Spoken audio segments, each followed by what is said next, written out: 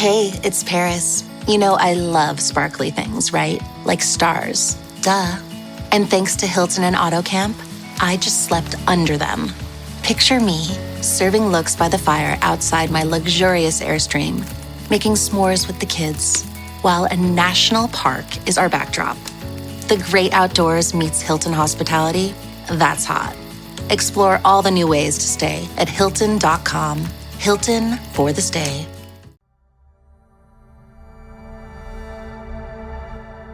British Spy Stories Season 5 Kill or Be Killed. Episode 6. The National Gallery sits solidly on the north side of Trafalgar Square in the very heart of London. While the public gain access to the exhibits via doorways from the square, the goods entrance is at the rear of the building, on a road called Orange Street. Here is where paintings and art are delivered and dispatched every day, hidden away from the gaze of tourists and art lovers. The traffic is always thick around the gallery site, as it flows on its way to Leicester Square or the Charing Cross Road. Out of the speeding stream of vehicles, one car slows and turns into the access road. The dark blue Jaguar draws up alongside the pavement. The driver walks around to open the rear door, and Sir Bernard goes in through the steel up and over security doors of the gallery. A doorman is already waiting at the goods lift, and he slams the 2 lattice concertina gates across before they rise to level 2. Sir Bernard turns left and heads for Gallery Room 35.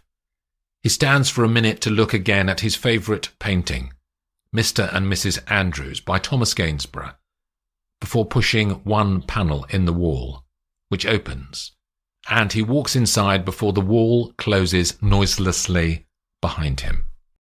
Beyond the grandeur of the gallery, he enters a modern, sleek area of stainless steel and glass. As he appears in the doorway, Henry Caldwell rises up from one of the 7 wheeled chairs that are scattered in front of 21 screens that make up a video display on the side wall. "Hello, Sir Bernard." Caldwell is in his late 30s, the youngest director of European operations in the history of MI6. On top of his gangly frame, he has dark curly hair and intense blue eyes. When he graduated with a first from Oxford in fine art, Caldwell had already been recruited by the Secret Intelligence Service. After he was appointed to a junior job in the National Gallery, his art and spying careers kept pace with each other as he rose through the ranks of both organizations. By the time he was in charge of the Italian collections in the gallery, he was appointed to be head of MI6 European operations a year ago. This covert operations room was built inside the building to allow him to continue to do both jobs. "How's it all going?" says the senior man. "Operation Rattle is just about to spring the trap in Moldova," he says, and points to a block of video feeds on the display. There are 3 MI6 staff manning the controls and talking to the various resources in Moldova. Everyone watches the monitors as a thick-set man walks into a side street, and another man crosses the road to walk behind him. The follower catches up to the man in front, and a black van pulls up at the curbside. The door opens and the man is pushed inside. The door shuts and the van drives away. It's all over in less than 10 seconds, and the following man walks off and around the corner as though nothing has happened. "We'll interview him, sir. He's a Moldovan spy, and we've got plenty of evidence that he's been involved with local terrorist groups, but his employers don't know that. Our aim is to turn him to be our man inside the Moldovan security service." "Well done," says Sir Bernard. He turns to the 2 men and 1 woman at the screens. "Well done, everyone." "Tea, sir?" "Thank you." "We can go to the conference room," says Henry. He leads them to a glass-sided room at the far end. When he presses a button on the wall, the glass turns opaque, stopping those outside from seeing in. There's a kettle and tea bags on a sideboard, and Caldwell makes 2 drinks, then sits opposite Sir Bernard at a rectangular table in the square room. "I wanted to flag something to you, sir." Sir Bernard sips his tea. "GCHQ raised a network breach notice to me an hour ago. There was a major online attack this morning from somewhere in Vienna. They closed it down in less than a minute, but we lost some data." "Go on." Sir Bernard's face is serious. "C9 personal files were exposed." Caldwell refers to the MI6 C9 elite sniper branch, populated with the best assassins in British intelligence. 10 records were breached and we sent destroy signals out online, but only hit 8. 2 of the records were lost. "And who are those 2 agents?" "Coniston and Cumberland, sir." "What data leaked?" "Their real names, where they live, next of kin. But that's not all." Sir Bernard, who is known for his stalwart steadfastness in the face of crises, takes a deep breath in and then slowly out again. "We had a flag on a deep web monitoring bot that we use. Our leaked data was up for sale for 2 hours and was sold. We don't know the buyer yet, but there's a high risk that it will be used against us." "Those 2 agents will have to be taken off operations until we recover the data and find the buyer. Send out resources to act as personal security for Coniston and Cumberland.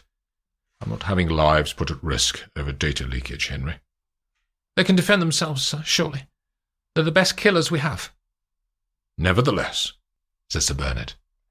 Caldwell nods. "I'll go and do that now, sir." He hurries out, and Sir Bernard continues with his tea. The first few times that Mikkel and Sabina had slept together, he booked the same hotel, as it was hidden away from prying eyes. After that, he had started to feel that maybe this affair is more than just a fling.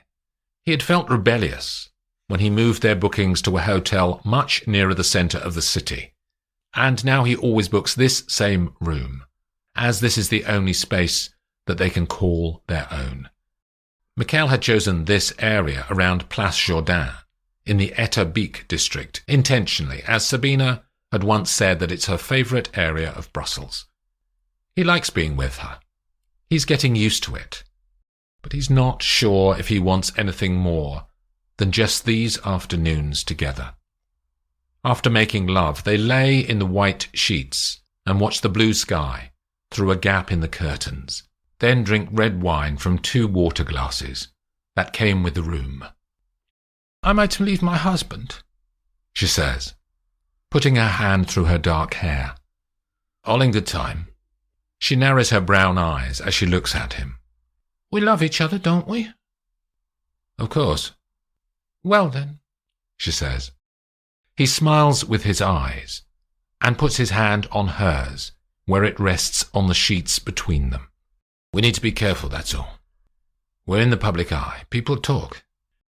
"We've been doing this job for nearly a year, so re-election is 4 years away. I'm sure the public will get used to us being a couple by then." "I'd rather wait." "Why?" "It's a big decision," says Mikkel. "It could be used against us." "What do you mean, used against us?" "To pressure us." His eyes look slightly scared, she notices. "What are you talking about?" "We have access to sensitive information. People could use our affair as leverage to make us tell them things. We're both married." "Mikkel," she says, "this is the stuff of fantasy. Everyone has affairs in Brussels. No one gets pressured to leak information." "What makes you say they don't get pressured?" "Well, I know 8 or 9 MEPs who are sleeping with colleagues for a start. They've never mentioned it." "They're not going to be shouting about it from the rooftops if someone is blackmailing them."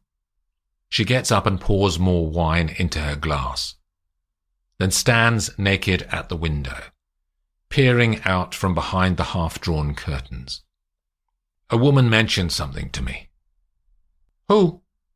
She turns back to him. "She was the rep for an investment firm. They want to grow Danish companies." "And they want your help?" Her eyes don't leave his, as her curiosity is piqued. He nods. "In exchange for what?" says Sabina. Growth for the Danish economy. That's our job, isn't it? She walks back to the bed. And they pay you when you identify a target company? He looks sheepish and doesn't say no. A backhander, then? A finder's fee, he says, and she laughs out loud. This woman's pretty too, I guess, says Sabina, a smile playing around her face. What does she say about us? That she'd leak photos to the papers if you don't find any companies? She just mentioned it in passing. Sabina shakes her head in disbelief. The smile has not left her lips for a minute. Mikkel, you're a sweet man. That's why I love you. But you need to tell her that you're not interested the next time she contacts you. He looks sad. When you get on that slippery slope, they get you by the balls. The next thing, she'll want you to leak military contracts. I'd never do that, he says, and notices a tiny pulsing in his neck, beating out the rhythm of his blood flow. If you don't tell her where to get off, then I will. No one's fucking this up for us. She climbs onto the bed, leans over, and kisses him. A few blocks away in the Harmon House Hotel on a street called Chaussée de Chalois, Hans is reading a new briefing document that has been sent to him about Louis Jacobs, the Nox Ventura partner who is based in Brussels. MI6 booked this hotel, with its luxurious cream decor and subtle lighting, as it's surrounded by a buzzy mix of bars and restaurants that befit Hans's cover life as financier Clive Fremont. He clicks through the pages on his laptop.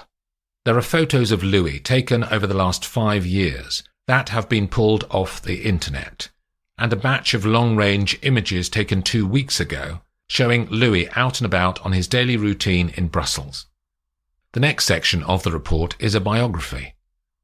Louis Lawrence Jacobs was born in Lyon to a school-teacher mother and an alcoholic father who didn't manage to keep any job for more than 6 months. In the end, the whiskey had killed him, and Louis was 10 when he and his mother stood on one of the long paths that radiate out across the Guillotière Nouveau cemetery in Lyon, and watched his father's coffin descend into the ground.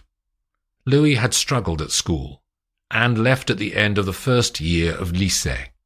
He stayed in Lyon for the summer, but couldn't get a job, so he travelled to the Netherlands. He worked in a series of office jobs. His third employer was a finance company, and they offered training in professional exams. Louis worked in the evenings for 7 years to get his investment analyst qualification. Then he moved to Brussels and got a job immediately. Louis discovered that he was an excellent analyst and was bringing in growing revenue for his employer.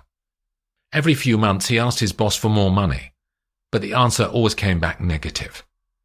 Gradually he discovered that he was spending more than he was earning, and after that, slowly but surely, he was tempted into money laundering.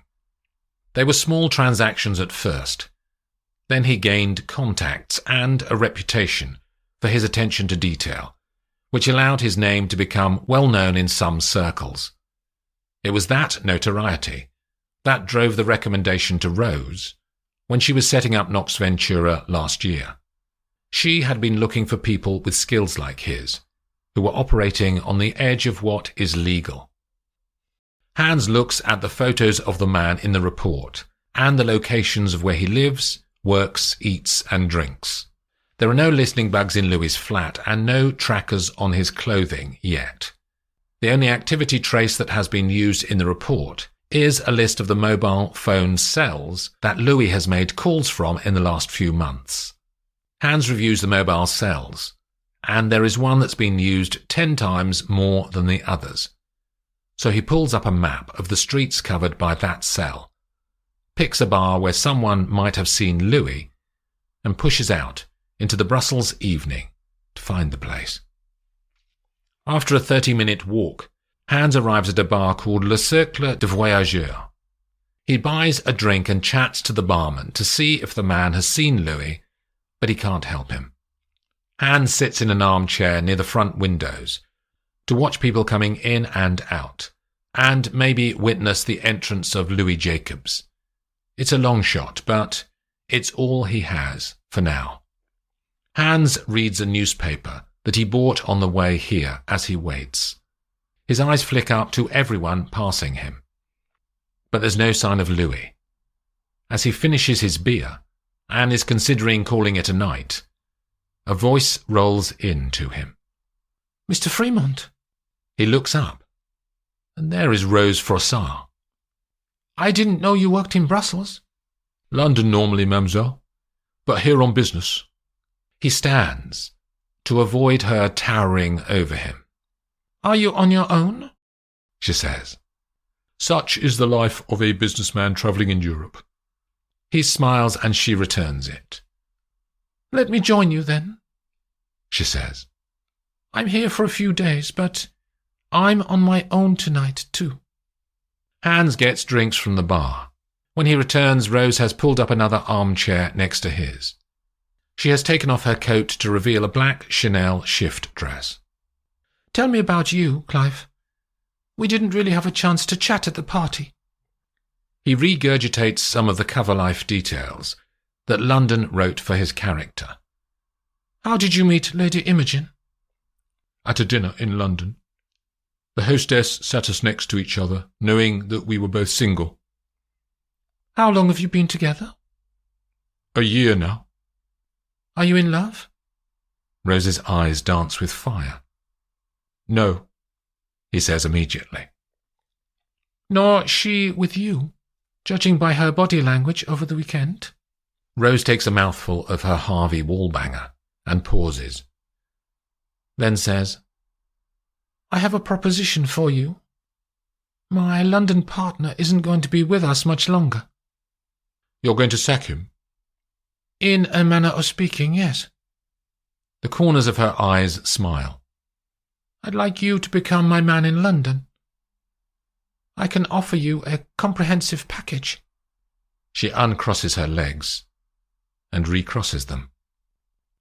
4 hours later, the only sound in the hotel bedroom comes from Rose's nearly silent breathing as she sleeps next to Hans.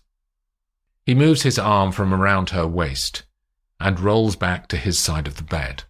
Halfway through dinner tonight, he had gone out to the bathroom and tried to talk to Gabby in the corridor. But when he rang her mobile, she hadn't answered, and you can't leave voicemails on MI6 phones. Hans had wanted to talk to his boss before getting into Rose's bed, but it hadn't been possible. He gets out of bed, finds his clothes, then slips out of the room without waking her. Outside the Dominican Hotel, where she is staying, he turns south along the road, thinking he might walk back to his own hotel.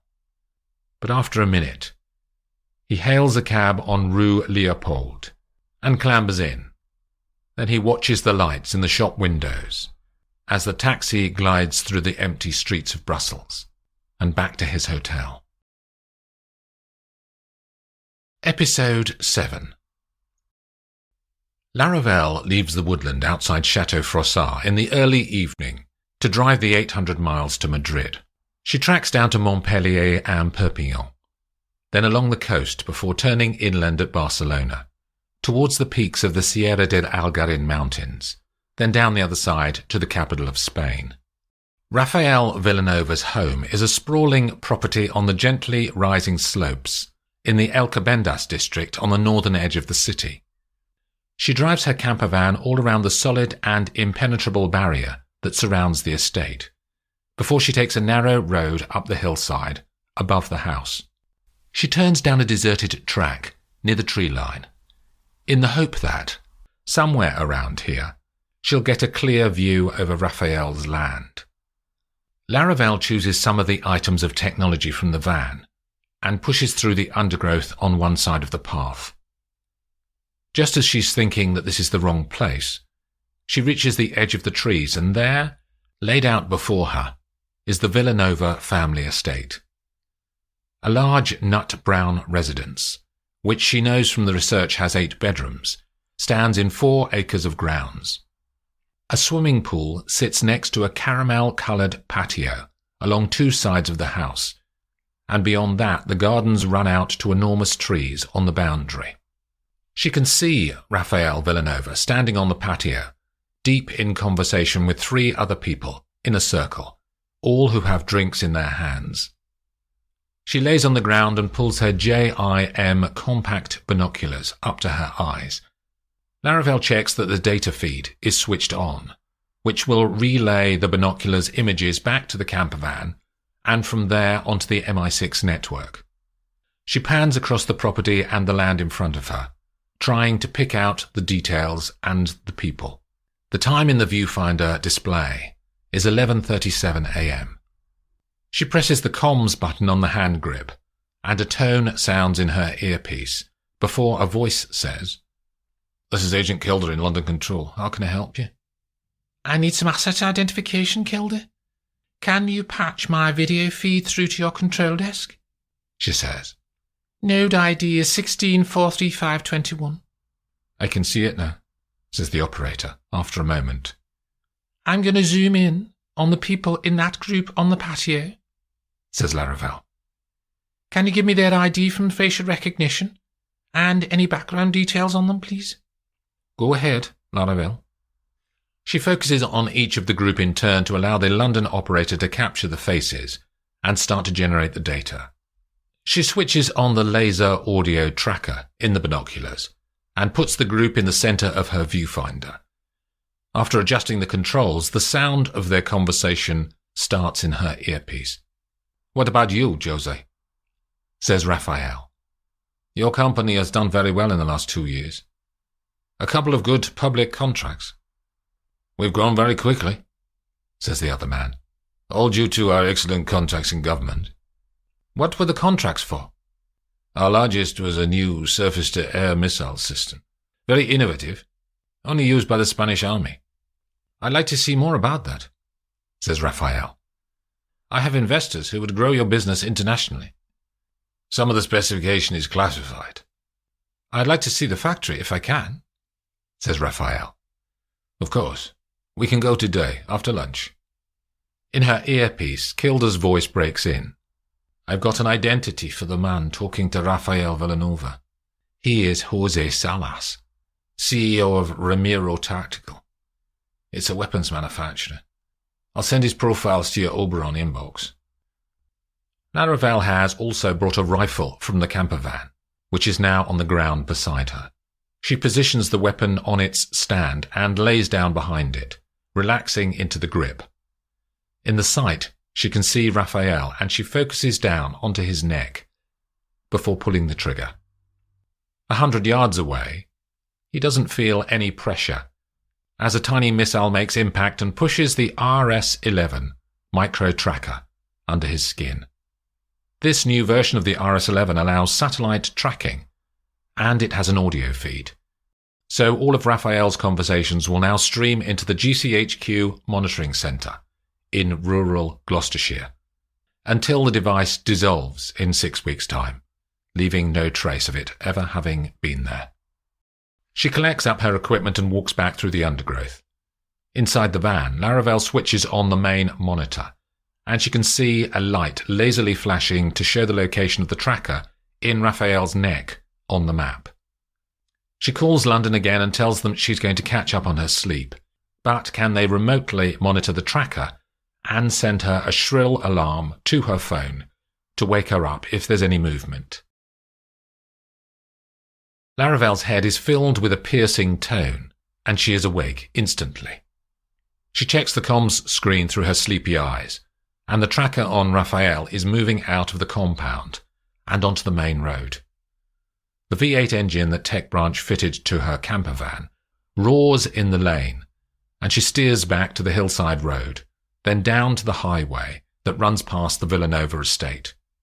On a display screen in her dashboard, the tracker light continues to guide her towards the target as she pushes the campervan faster. Raphael's route takes him north and up towards the industrial streets of San Sebastián de los Reyes. She guesses his destination before he gets there as Ramiro Tactical have a factory deep in the matrix of streets that crisscross this area. Laravel takes a shortcut off the main road and stops on a concrete side street beside the factory as Raphael's Cupra Tavascan SUV pulls up at the security gates. She gets into the back of her van and sits at the control desk from where she can manipulate all of the technology. She flicks a switch and, on the roof of the camper van, 5 tiny hatches open and video drones rise into the air, each no more than 6 millimeters across. As she watches the camera feeds on her monitor, Laravel pulls back a joystick on the control desk, and the pictures show the drones rise high up over the security fence and into the Ramiro Tactical Complex. She locks the tracker location in Raphael's neck to the drone navigation, and the 5 tiny machines fly through the air, seeking routes to get within a few feet of their target, and provide Laravel with a visual signal to match the sound feed from the tracker. After Raphael gets through security, he's taken to a conference room that has a large glass wall stretching the length of one side.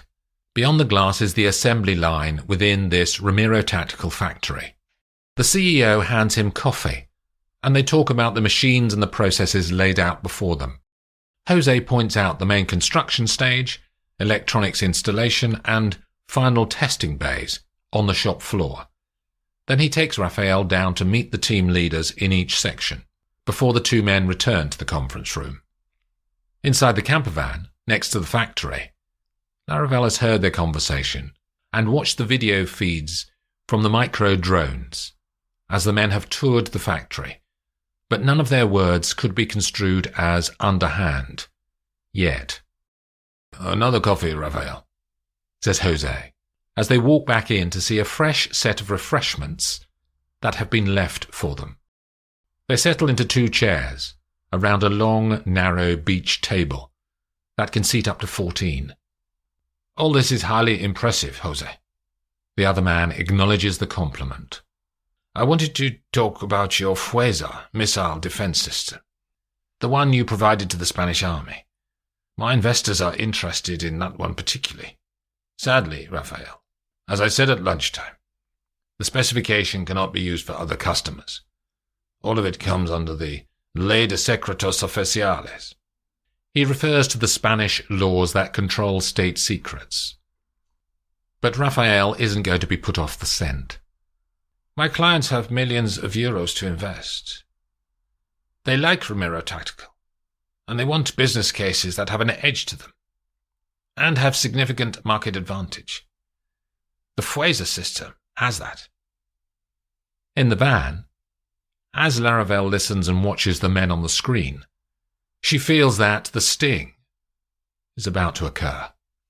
"We have other missile systems," says Jose. "Our RS-2 product has a very large potential market." "They saw a demonstration of the Fueza system," says Raphael. "That's the one they have set their minds on." A moment's silence. Then Raphael continues. "They would provide a personal advance for you, Jose."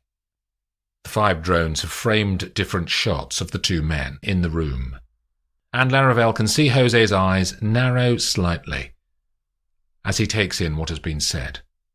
2 million, says Raphael, in a numbered Swiss account. Untraceable. More seconds of time tick by, without words being spoken. "Just the specifications and plans," continues Raphael. "Manufacturing would happen elsewhere." "All right." "Hey!" The banging on the side of the van thunders through the bodywork. Someone is shouting from outside. Laravel hits a large button next to the control desk, and the sides and display screens immediately fold away to form a chest of drawers. Another bang comes on the side of the van. Laravel opens the sliding door and steps down onto the pavement. "What?" she says in Spanish, already pretending to be annoyed. "You can't camp here." The security guard is short, but stout, has greying hair and large brown glasses. "I'm not?" You hippies are all the same. He points at the paintwork on the van that shows flowers and butterflies. It's not the 60s. Just get lost. Above their heads, the drones arrive back and hover over the van. What are they? He says. How should I know? She's still faking being indignant. Are they yours? He continues his onslaught. No. Her voice is flat now. The drones start to descend into the hatches. You've been filming. His voice has remained angry throughout. You can't do that. I'm calling the police.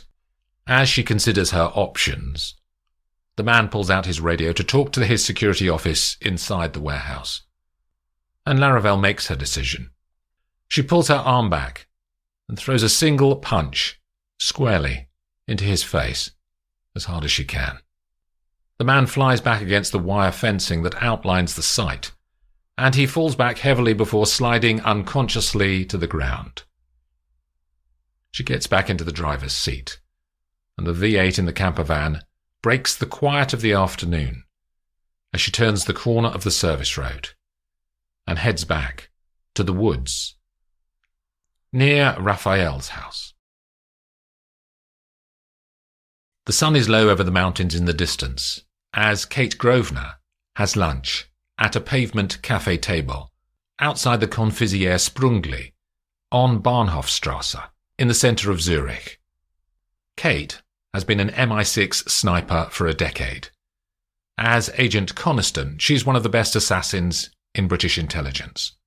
She was posted to Zurich 3 years ago to act as the deployable lethal force for MI6 in Switzerland and northern Italy, and to enact kill orders when and if they should be needed. All MI6 field personnel have an embedded tracker in their forearm, but it can be taken offline as people complained about losing their privacy when the trackers were introduced 15 years ago. Kate's is not on today, as it's her day off. The screen on her muted phone lights up, and a message is displayed saying Aunt Maud, which is the stored name in this device for MI6 London Control. Hi, she says into the mouthpiece. Coniston, it's Henry Caldwell. Can you talk? Thursday next week, she says. The code phrase for, I'm in a public space. I can talk, but my words may be limited. Just listen, then. We can talk properly later, he says. We've had a data breach, Kate. Your personal data was captured by a swarm attack on an outlying server that was partially fed by Oberon information. How did that happen? Tech branch are exploring. But you know how it is. Something new online every day. Do I need to be concerned? She says. We're deploying a resource to be with you for your protection. They should be at your flat in Zurich within an hour. I don't need a nanny, Caldwell. She can feel her field knife, which she always carries, stuffed into her jeans and pressing against the skin on her lower back. Orders from above, Kate. Sir Bernard's personal decision. Her eyes, under the sunglasses, look disappointed. You're off allocated field ops until we can sort it out, he says. I'm not staying locked in my flat. We need to reduce the risk. There's no risk. A man passing her table looks at her, and she sighs, then speaks more quietly. I'd kill anyone who came near me as an attacker. I'm aware, Coniston. I'm sorry. After a few more words that don't change anything, they end the call and she leaves €10 on the table, then walks back through the streets of Zurich to her flat on Stadthauskai that overlooks the water of the Limmat River. By the time she gets home, Kate has decided that she's going to pack a bag and disappear. There's no one waiting for her on the pavement, so whoever is the resource that London have sent to be with her has yet to arrive. She throws some clothes together, locks the flat and drops down in the lift to the basement parking. Her silver-grey Mercedes AMG E63 noses out of the garage and into the daylight. She looks across to the front door of her block, and she can see a face that she knows. It's Alan Calderdale, Agent Marwood. He's pressing one of the buttons on the panel of doorbells, but she drops her foot and speeds away. After 2 hours, Kate arrives at a log cabin, high up in the Rhineland Valley of southeastern Switzerland. She tugs at a rope set into a high fence on one side. A panel swings open and reveals a parking space behind it. She taps a code into the safe key on the garage wall and extracts a latchkey. This house is the MI6 location Kappa 16, one of the 23 secret sites in Switzerland that are run by British intelligence, and one of the 300 across Europe. Kappa 16 is a Category B safe house, which means that members of Surveillance Branch have vetted the area, checked sightlines and escape routes, and approved the safety of this 2-bedroomed wooden house for use by everyone apart from ministers of state and royalty, as those two groups can only use Category A locations. Kate dumps her suitcase in one of the bedrooms and takes 2 plastic carrier bags of food into the kitchen that she bought on the journey. After storing everything away, she opens a bottle of supermarket Malbec and goes to sit on a veranda at the back of the house, which has views down the valley. The edges of the sky start to turn red and purple in the distance as she pours the wine. Kate pulls up a blanket around her shoulders and starts to read John le Carré's The Russia House in the dying light of the day.